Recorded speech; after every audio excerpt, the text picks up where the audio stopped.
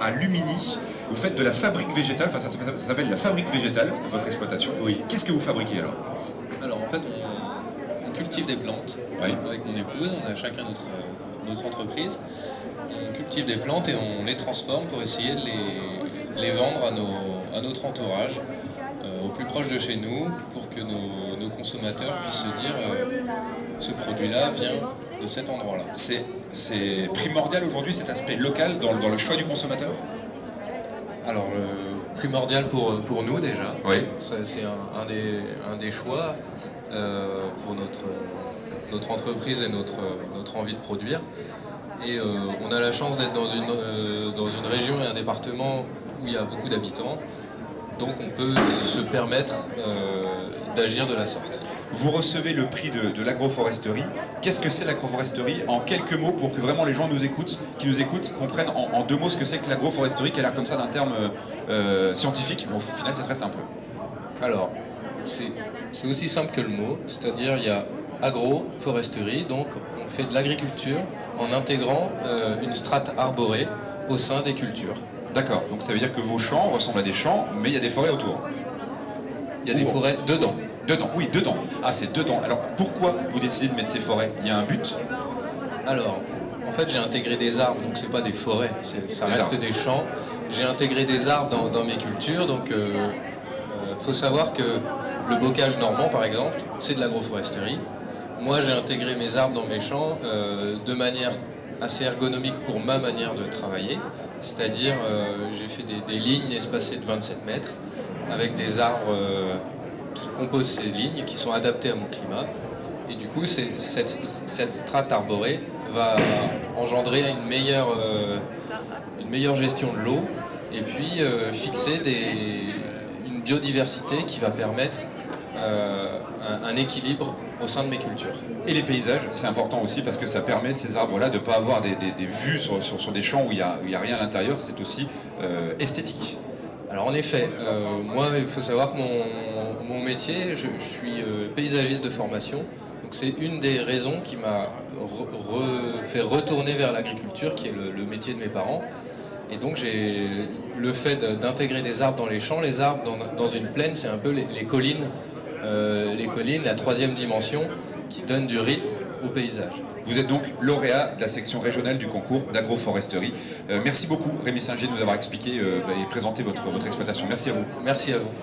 Oxygène depuis le stand de la Seine-et-Marne pendant toute la journée. Nous avons décidé de délocaliser un studio ici à Porte de Versailles sur le salon de l'agriculture, le stand de la Seine-et-Marne qui nous accueille et qui vous accueille évidemment au sein de la région Île-de-France. Vous pouvez venir visiter ce stand, découvrir les agriculteurs, découvrir les produits également, les macarons de Réau, le miel du Gâtinais, les coquelicots de Nemours, enfin tout ce qui fait la rose de Provins. Et la rose de Provins. Ah bah, évidemment, on va lui dire bonjour. Bonjour Olivier Lavenca. Bonjour. Toujours enclin à défendre son territoire de Provins. La rose de Provins, évidemment, vous pouvez découvrir. Alors, Olivier Lavenca, vice-président adjoint à l'aménagement du territoire, des politiques contractuelles et de l'agriculture en Seine-et-Marne. C'est un beau poste, c'est un poste qui est intéressant, l'agriculture, et c'est un domaine que vous connaissez bien à Provins. Oui, c'est un domaine important. Vous savez que la Seine-et-Marne est un grand département. La Seine-et-Marne est le grand département agricole d'Île-de-France, et évidemment, nous menons des politiques très volontaristes aux côtés de nos amis paysans pour les aider à faire en sorte que l'agriculture seine-et-marnaise soit demain encore plus innovante et encore plus volontariste qu'elle ne l'est aujourd'hui. Ça se traduit par quoi au quotidien pour un agriculteur? Il peut bénéficier de quoi? De quel type d'aide et de soutien? Écoutez, ça se traduit par énormément de politiques que nous mettons en place, déjà pour aider l'ensemble des organisations agricoles et des syndicats qui jouent un rôle majeur. Vous savez, c'est le cas de la FDSEA, c'est le cas également des jeunes agriculteurs, l'ensemble des organisations agricoles, les producteurs de lait que nous avons beaucoup aidés l'année dernière, notamment dans le cadre de la reprise de la fromagerie Bobin à Saint-Siméon.